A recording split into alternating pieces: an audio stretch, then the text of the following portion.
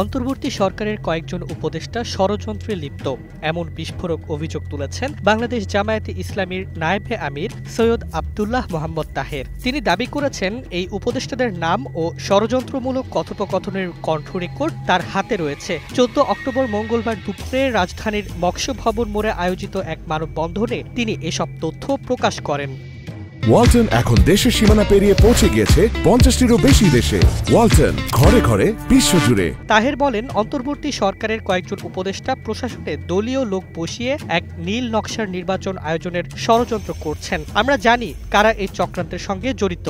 তাদের নাম, বক্তব্য ও কণ্ঠ রেকর্ড আমাদের হাতে আছে।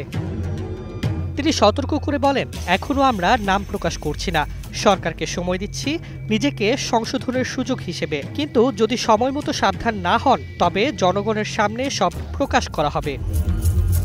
জামায়াতের 5 দফা দাবির অংশ হিসেবে আয়োজিত এই মানববন্ধনে তাহের অভিযোগ করেন, প্রশাসন ও পুলিশ বিভাগে এক বিশেষ দলের অনুসারীদের বসিয়ে নির্বাচনকে প্রভাবিত করার চেষ্টা চলছে। তিনি বলেন, সরকারের 4 থেকে 5 জন উপদেষ্টা এক দলের পক্ষে সব নিয়োগ নিয়ন্ত্রণ করছেন, যা নিরপেক্ষ সরকারের ভাবমূর্তিকে প্রশ্নবিদ্ধ করছে।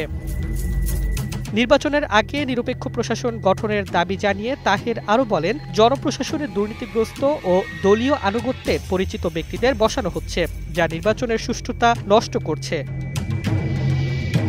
এদিকে তাহেরের বক্তব্যে রাজনৈতিক অঙ্গনে এখন প্রশ্ন উঠছে, ধরা পড়ে যাওয়ার ভয় কি উপদেষ্টারা এখন তটস্থ?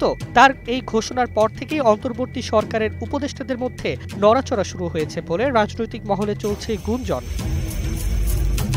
মানববন্ধনে সভাপতিত্ব করেন মহানগর দক্ষিণের আমির নুরুল ইসলাম। এতে আরও উপস্থিত ছিলেন জামায়াতের সহকারী secretary general ATM Masum, Ehsanul Mahbub Zubair ও আব্দুল হালিম প্রমুখ। যাত্রাবাড়ি থেকে গাবতলী পর্যন্ত ঘণ্টাব্যাপী এই কর্মসূচিতে দলীয় নেতাকর্মীদের উপস্থিতি ছিল চোখে পড়ার মতো।